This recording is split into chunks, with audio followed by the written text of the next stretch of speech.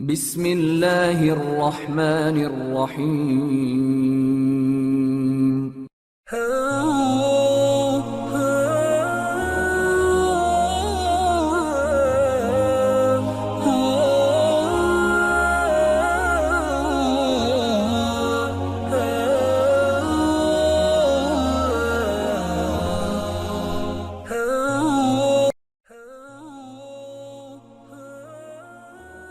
نبی کریم علیہ الصلوۃ والسلام کی ذات اقدس کے حوالے سے سلسلہ پنجتنی نے نوجوان نسل کی بہتر رہنمائی اور آگاہی کے لیے ایک سلسلہ وار پروگرام فوق البشر کی عنوان سے ترتیب دیا ہے۔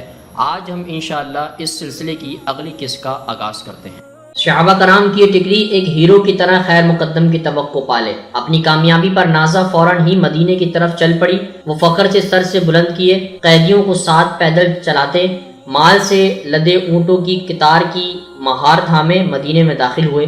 لیکن یہاں پہنچ کر بجائے جشن، حضور نبی کریم علیہ الصلوۃ والسلام نے ان کو آڑے ہاتھوں لیا۔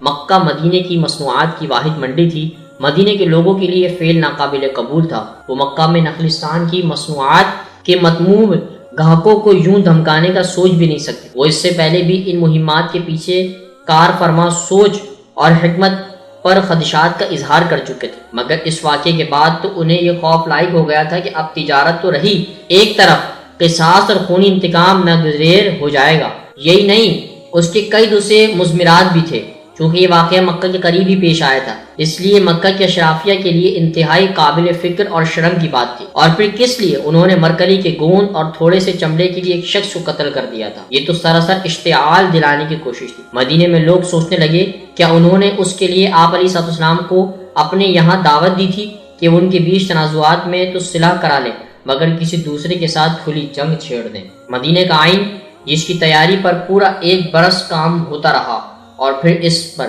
سارے فریقین کو راضی کرنا علیحدہ سے ایک قضیہ رہا تھا، اب دیکھتے ہی دیکھتے سب کچھ ایک دم داؤ پر لگ گیا۔ ساری محنت اکارت ہوتی ہوئی دکھائی دے رہی تھی۔ معاہدے کی دستاویز میں مشتری کا مدافعت بارے صاف لکھا تھا کہ مقصد دفاع ہے اور ہرگز جارحیت نہیں ہے۔ بلا شبہ نخلا میں پیش آنے والے واقعہ جارحیت تھا۔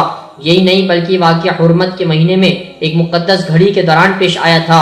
بعد ازاں قرآنی آیت میں بھی کہا جائے گا کہ اور تم اللہ کی راہ میں ان لوگوں سے لڑو جو تم سے لڑتے ہیں، مگر زیادتی نہ کرو کہ اللہ زیادتی کرنے والوں کو پسند نہیں کرتا۔ یعنی واضح طور پر ضرر، ایذا رسانی اور حملہ کرنے پر پہل کرنے والے کی نشاندہی کی گئی ہے۔ معزز دوستو، آج کی گفتگو کا اختتام ہوا۔ انشاءاللہ کل آپ سے پھر ملاقات کریں گے ایک نئے ذکر اور فکر کے ساتھ۔